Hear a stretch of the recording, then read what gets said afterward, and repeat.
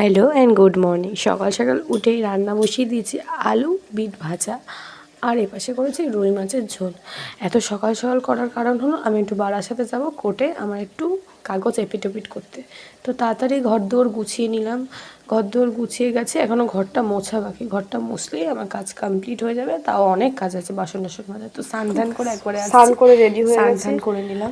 এখন বাবুকে খাওয়াবো আর আমি গন্তব্য বারাসাত যাবো একটু কাজে। তো স্নান করে নিয়েছি, বাবুকে স্নান করাবো, খাওয়াবো, ওকে রেখে যাবো। তো যখন রেডি হবো তখন তোমাদেরকে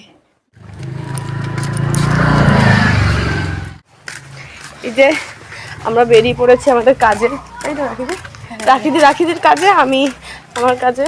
চলো যাই, তোমাদের দেখাবো, করতেই হবে। হ্যাঁ দেখাবো কোথায় যাচ্ছি, বলেই দিয়েছি কোথায় যাচ্ছি, তো চলো দেখবা তোমরা। এখন আমরা পৌঁছে গেছি পাত্রপাড়ায়। পাত্রপাড়া থেকে আমরা হৃদয়পুরে অটো ধরবো। এবার অটোর জন্যই দাঁড়িয়ে আছি। এবার এখান থেকে অটো পাওয়াটা একটু মুশকিল, তাই তো রাখিনি? একদম তাই, অটোর জন্য একটু দাঁড়াতে হচ্ছে। আমরা রোদে সানগ্লাস করে বেরিয়েছি, বিশাল প্রচন্ড রোদ আর সেই গরম পড়ে গেছে। একটা ফোন করি বলো। আর আমার ননদের একটু ব্যাংকে দরকার ছিল, ও ব্যাংকের কাজটা করছিল, তো আমি এখানে বসেছিলাম।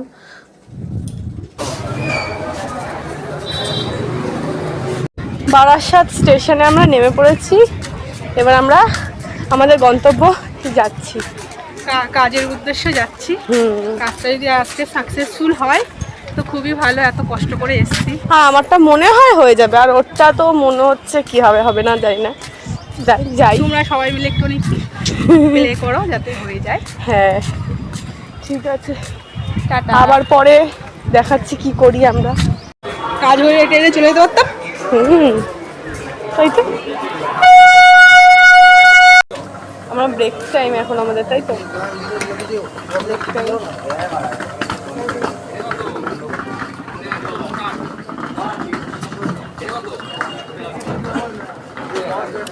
একটা খেয়েছো? খেয়ে যাবো।